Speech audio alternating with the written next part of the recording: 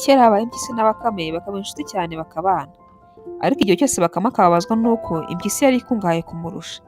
Hashize iminsi Bakame agira inama impyisi ngo bakore umushinga wo gucuruza impu kugira ngo ubukungu bw'impyisi bwiyongere. Ati ariko nta gishoro mfite wowe uranguriza nzajya nkungukira. Impyisi irabyemera batangira umushinga w'impu, bakajya bacuruza impu mu mahanga ariko amafaranga yose abonetse mu nyungu akabikwa kwa Bakame. Hashize iminsi Bakame arirwaza ubucuruzi burahagarara ariko impyisi ntiyabyitaho. Ubwo bukeye Bakame aragenda ajya kureba impyisi, aragenda ageze mu muryango arasuhuza ati mwiriwe neza bo kwa Mpyisi. Impyisi nawe aramwikiriza ati mwiriwe neza Bakame we. Bakame aterega nakwirirwa ati baraye batwibye baducucuye nta kintu na kimwe badusigiye. Impyisi iratangara cyane igwa mu kantu. Ariko Bakame abonye ko impyisi itangiye kurakara, aba aritanguranyije ati ariko nta kibazo rwose ibintu byose byibwe rwose njye nzabyishyura. Ubwo Bakame arataha acukura icyuzi inyuma y'urugo rwe ashyiramo amafi. Hashize iminsi impyisi iza kwishyuza. Iraza igeze mu muryango kwa Bakame irasuhuza iti muraho neza abo kwa Bakame. Bakame ati muraho neza wa Mpyisi we. Ati rega nari nje kwishyuza. Bakame ati rega nta kibazo ati nimukomeze muze tubanze tubakire. Impyisi iraza iricara, Bakame bayikojeje inyuma y'inzu, aragenda aroba amafi 10 araza arateka neza, umufu uryoshye cyane. Arazana agaburira Warupyisi. Warupyisi yararyanurirwa yibagirwa icyamuzanye. Aba aratangira ati Bakame we uyu mufu uraryoshye. Uyu mufu wawukuye he? Bakame ati ibyo ni ibintu byoroshye. Ati wowe genda ucukure icyuzi iwawe utegereze amafi azizanamo. Ubwo Warupyisi aragiye si uguhinga yiva inyuma. Aracukura icyuzi ayoboramo amazi, ategereza ko amafi azaza araheba. Aba aragenda kwa Bakame. Ati muraho neza abo kwa Bakame. Bakame ati muraho neza Warupyisi we. Ati rwose Bakame warambeshye. Atararangiza kuvuga Bakame aba aramubwiye ati ngwino Warupyisi ngwino nkwakire turatuganira nyuma. Ubwo Warupyisi araje aricaye, Bakame bayikojeje mu nzu azanye akabindi k'inzoga. Aramuzanira Warupyisi asomaho aranurirwa. Abarongeye bagira icyamuzanye. Aba aratangira ati Bakame we ati inzoga aryoshye cyane. Ati inzoga bayikuye he? Bakame ati ibyo ni ibintu byoroshye cyane. Ati n'ukuntu ufite urutoki rwiza. Ati wowe genda bya bitoki byose ubitemagure byose, ufate amakakama ushyire mu kibindi, uyatare ibyumweru 2. Ati rwose nyuma y'ibyumweru 2 uzaba ufite inzoga iryoshye nk'iyi yanjye. Warupyisi nawe si ukugenda arashishikaye, insina zose arazitemaguye. Afashe imishongi ayishyize mu kibindi arataze, ibyumweru 2 birashize. Si ugusomaho ururimi rwenda gucika. Warupyisi arakara cyane aba aragiye no kwa Bakame no gusuhuza, abatoreye Bakame amunaze mu mufuka abashyize ku rutugu aragiye. Ati ndakuroha ibyo wigize byose. Baramanuka no ku mugezi bataragerayo, Warupyisi yibuka ko yibagiye inkono ye y'itabi. Abashyize umufuka hasi asubira mu rugo kwa Bakame kuzana inkono y'itabi. Mu gihe Bakame ari aho ngaho mu mufuka hanyuraho ingeragere. Ingeragere iti se Bakame kuri mu mufuka wabaye. Ati rwose rega ati bagiye kungira umwami w'ishyamba, ati niyo mpamvu ubona wanzanye bametse.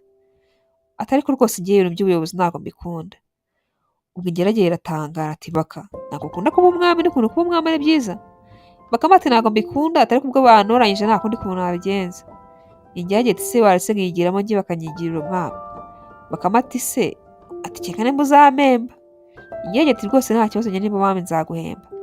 Bakame avamo ashyiramo ingeragere. Ubwo Warupyisi araje afashe wa mufuka ashyize ku rutugu yumva byaremereye. Aba atangiye kwivugishwa. Ati sinyagwa ko numva yaremereye ibikira. Ati ariko wibigera yose ye ndakuroha. Ingeragere si ibyumvishe ubwabo burayica. Ibitereye hejuru. Ati oya rwose Warupyisi we ntabwo ndi Bakame nshyira hasi. Warupyisi nawe ati oya rwose Bakame ndakuzi n'ubwenge bwawe. Ndakuzi ati ariko uyu munsi ntabwo ncika ye. Ubwo Warupyisi aragiye na wa mufuka abawunaza mu mazi, ingeragere itaka rimwe ibyaha birarangira. Warupyisi aragarutse aza yivugisha ati amafi yose ya Bakame agiye kuba yanjye, n'iriya nzoga ya Bakame nayo ni iyanjye.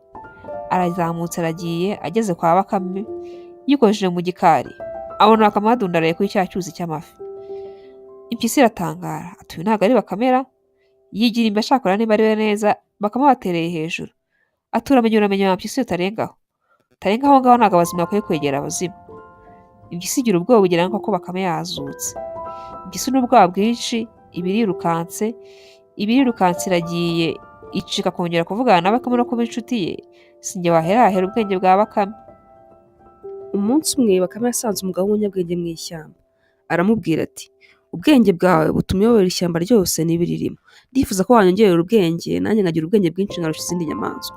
Umugabo aramubwira ati, ndaguha ibizami nubutsinda ubwenge ndabukongerera. Ubwo umugabo ahereza Bakame ikibo aramubwira ati, uzagenda unzanira inyoni zuzuye kino kibo. Amuhereza n'icyansi aramubwira ati, uzagenda unzanira amata y'imbogo yuzuye kino cyansi. Amuhereza n'inkoni ati, uzanzanire n'inzoka ireshya neza nk'iyi nkoni. Ubwo Bakame batuye ibyo umugabo amuhaye, aramanuka no mu ishyamba aho inyamaswa zahuriraga ubwo zabaga zishotse. Aragenda, akihagera abonye inyoni zije ziririmba.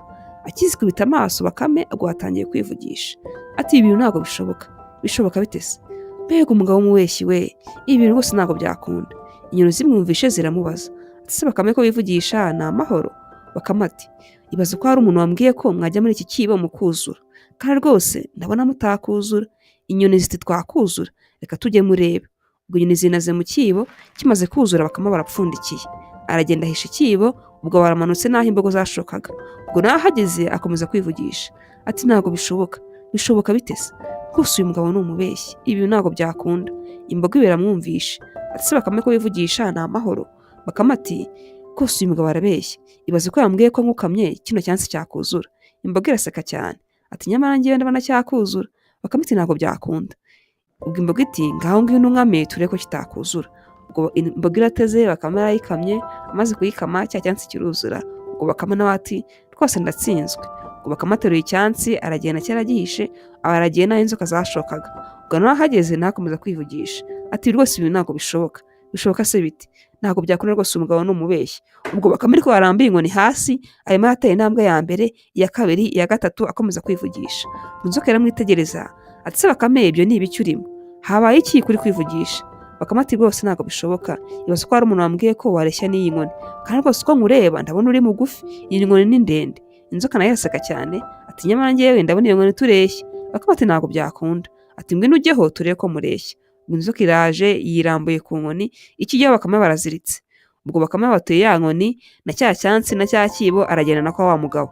Umugabo amukubise amaso aratangara cyane ati, Bakame, ibintu byose nagutumye urabizanye? Bakame ati, rwose byose nabizanye, ngaho nyongerera ubwenge. Umugabo aramureba aramubwira ati, Bakame, rwose ubwenge ufite ni bwinshi cyane, nta bundi naguha, mbuguhaye nta ndi umusazi. Ati, genda koresha ubwo ngubwo.